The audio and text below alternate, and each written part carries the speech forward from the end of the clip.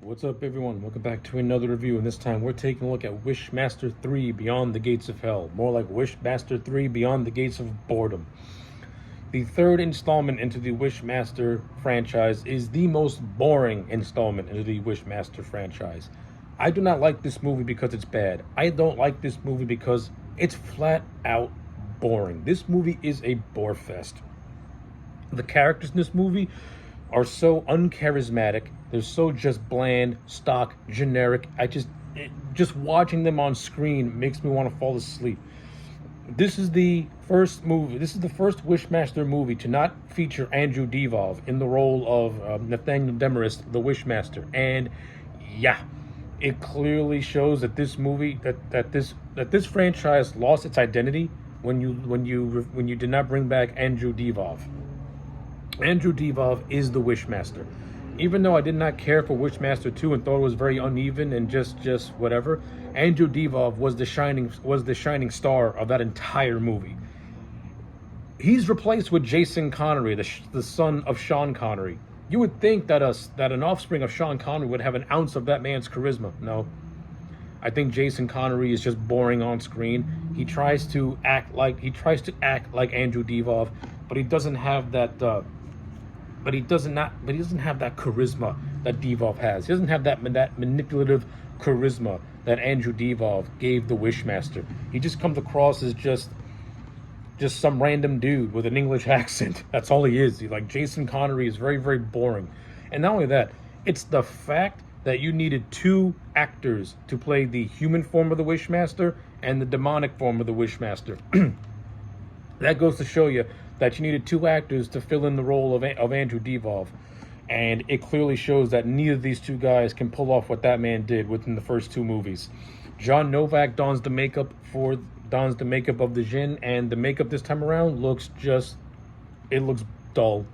It looks so cartoony. The face looks weird. In the first two movies, the face had this demonic bulky quality. In this one, it feels like it just looks like a party city. It just doesn't look real. It just doesn't look right. It looks really off. And not only that, John Novak's performance in the demonic form of the Djinn is just a pale imitation of what came before it. He's not charismatic. There's nothing there. John Novak and Jason Connery, nothing against these two guys. I'm sure they're good in other movies, but in this one, I do not like them whatsoever. I think they're just flat out boring. The Wishmaster comes across more as a slasher villain than this demonic demon who wants to grant you wishes. And that's a shame, because the Wishmaster should be much, much more than just a slasher. This should be a fantasy horror where people make wishes and those wishes to get turned against them. I mean, you get that in this movie, but they're not that great. One woman gets set on fire. Another guy asks the Djinn to blow him, and he gets blown into a horn, and he gets impaled by horns. One girl, I think, starts coughing up blood in her own guts. It's fucking gross and disgusting and stupid. The one girl literally gets her heart broken by the Djinn from the inside. The wishes this time around are just so boring. They're just so dumb and stupid. And you also get an over-the-top and stupid third act where the lead character, whose name I can't remember because she's so forgettably boring, wishes for the Archangel Michael to help her defeat the Djinn, and the Archangel possesses her boyfriend Greg. And the entire second half of the movie is the Archangel and the lead heroine, played by A.J. Cook, running from the Djinn and trying to get a plan to defeat him. Boring. And the Djinn is defeated by a magical dagger.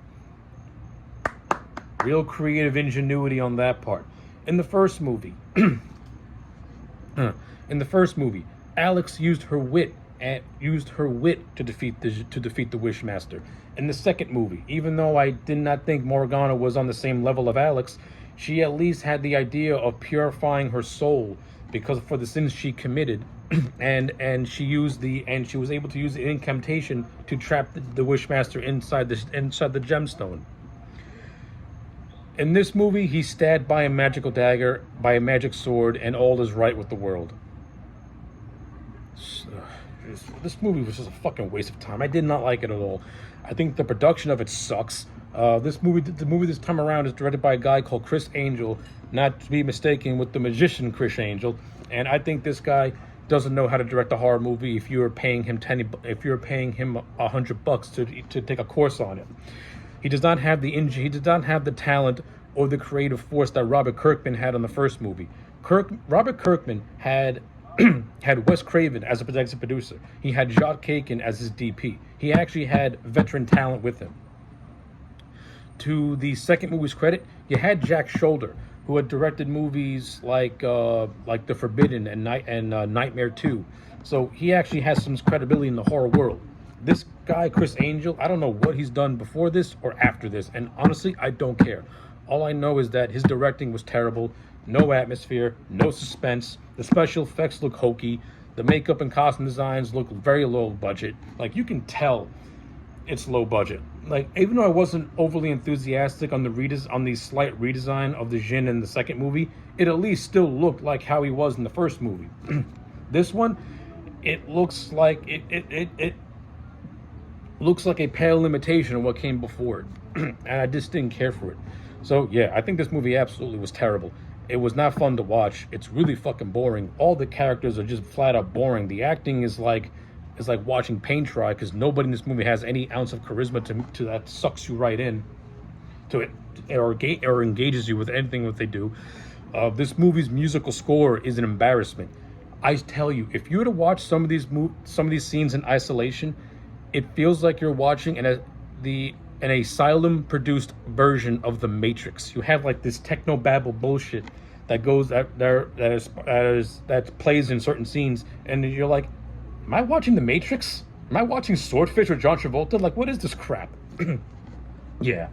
Wishmaster 3 is a big old pile of crap. It's a 2 out of 10. If you don't watch it, you ain't missing much. I'm AJ Legend. Like, comment, and subscribe, and I'll check you back next time for more.